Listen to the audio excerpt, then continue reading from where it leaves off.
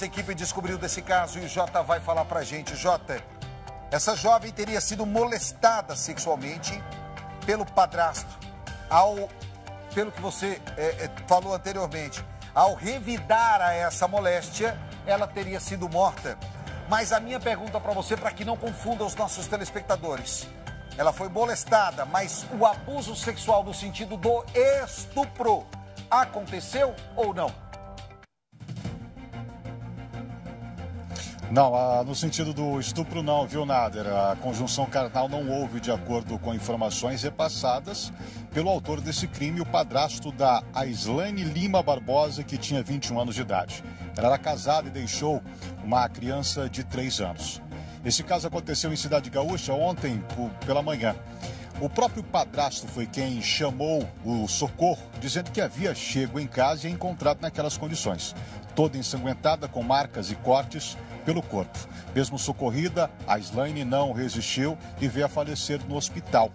No entanto, a polícia logo iniciou as investigações e foi quando, então, desconfiou das versões que estavam sendo apresentadas pelo padrasto. Ele contava versões diferentes a amigos e familiares. Os policiais, então, localizaram uma residência com câmeras e acabaram conseguindo essas imagens. Imagens que mostraram que a única pessoa a entrar na casa naquela manhã havia sido o padrasto. E aí, então, a farsa começou a ser desmascarada. Levado ao ídolo, ele foi à delegacia por livre e espontânea vontade para prestar depoimento. Sendo confrontado com o que a polícia já tinha de desconfiança, ele não conseguiu sustentar a mentira e veio a confessar a autoria do crime. Sandro Cardoso, amigo nosso da imprensa lá de Cianorte, foi até a Cidade Gaúcha e conversou com o delegado ontem a respeito desse caso. Vamos acompanhar um trechinho da reportagem para entender melhor. Nader. Conseguimos finalmente elucidar, chegar à autoria do delito, né? A confissão do próprio então averiguado, agora já vai passar a condição de indiciado. E temos aí todos os elementos, a confissão, como eu já dito, exibição e apreensão do objeto, instrumento que foi utilizado no crime, uma faca mesmo. Exatamente, uma faca, né, que foi utilizada no crime. E agora estamos formalizando, né? Tudo muito breve. E aguardando os laudos dos institutos do Instituto de Criminalística, para saber exatamente quantas perfurações ela sofreu. Quantas perfurações ela sofreu, exatamente, né? A análise do local de crime pelo perito, que se fez presente no local também, né? São laudos importantes para materializar e depois enviar ao juízo. E um excelente trabalho da equipe, o tirocínio da equipe de investigadores tem que ser ressaltado. Ele apalpou as nádegas dela, uma conduta sexual aí, e ela se revoltou, e diante da reação dela acabou culminando no entreveiro, nessas facadas que ele desferiu contra a vítima. Esse, então, é o Lucas Magron, delegado de Cidade Gaúcha, que está presidindo esse inquérito e conversou com o Sandro Cardoso na noite de ontem. Hoje, a nossa equipe, a Mariana, procurou o delegado e gravou uma entrevista com ele por telefone, para também esclarecer outros pontos das investigações. Apesar de ter confessado o crime, o padrasto foi colocado em liberdade. Ele não ficou preso, mesmo estando em situação de flagrante. E nessa entrevista de agora há pouco com a nossa equipe, o delegado falou sobre essa situação e como é que vai seguir agora as investigações. O flagrante é uma das maneiras de iniciar o inquérito policial, né? No caso, foi iniciado por portaria, não existe a questão de lapso de tempo, pode ser até mais de 24 horas ou menos, né? Não é essa questão que define uma situação de flagrante, né? Então, nós obtivemos todas as provas que nós conseguimos, mas isso levou um período de tempo alongado, né? De horas. A equipe não cessou de realizar diligências e contou com a confissão, né?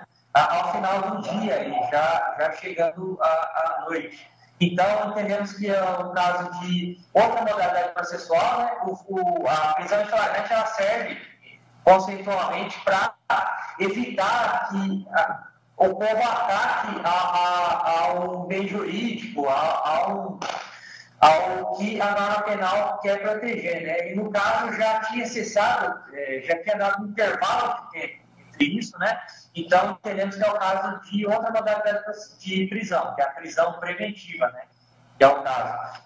Então, nós vamos aguardar essa decretação que fica a cargo do Poder Judiciário, né? Mas o Poder Judiciário nosso é sempre aí está atendendo com cautela e atenção às nossas representações e acredito que logo tenhamos uma resposta. Aparece um momento que sai da residência e que ele retorna, né? E o momento que começa a movimentação de pessoas em razão do crime ali. Então aparece o lapso, as imagens são para comprovar o lapso temporal, que ele sai da residência, retorna e o momento que chega o socorro e as pessoas em razão do homicídio, entendeu? Ô Jota, eu estava acompanhando atento, eu estou vendo você aqui no retorno do telão e assim como você, eu estava aqui de cabeça baixa, tentando prestar atenção no que o delegado falava, porque assim, eu não sei se eu entendi errado e por isso eu não vou fazer um falso testemunho, vou usar assim, mas foi colocado em liberdade esse homem que em flagrante assumiu ao delegado a autoria do crime, a motivação do crime também foi contada, que ele matou ela para que ela não falasse que ele teria tentado abusar, ou seja, que ele teria apalpado as partes dela. E aí o delegado entende que não cabia a prisão dele em flagrante, porque para o delegado o flagrante não quer dizer isso de 24 horas ou do que está na lei. Por isso que eu não quero aqui fazer uma falsa alegação. Mas esse homem foi colocado em liberdade mesmo assumindo a autoria do crime e a motivação do crime, é isso mesmo que eu entendi? É isso mesmo, viu, Nader? E agora, né, dá tempo para que esse homem possa talvez fugir. A justiça precisa ser rápida para emitir ou, né, conceder essa prisão preventiva já pedida pelo delegado Lucas Magron, que no entendimento, como você bem acompanhou, ele percebeu que não tinha, né, o porquê manter esse homem preso, já que ele era réu confesso e também não contava com antecedentes criminais. No entanto, também ao longo da apuração desse caso, o homem disse em depoimento que tinha feito isso apenas uma vez contra a enteada, apalpado, né, as nádegas dela. No entanto, o esposo da vítima, da Aislane, disse que uma outra ocasião semelhante já havia ocorrido e provocado um desconforto muito grande entre eles, né? Então a polícia também está investigando para ver se foi a única vez, se teve outras vezes, o que pode vir a complicar a situação dele futuramente diante da justiça. Mas está sim, Nader, voltando lá no início da sua questão, solto esse cidadão mesmo diante de todas as evidências da autoria dele.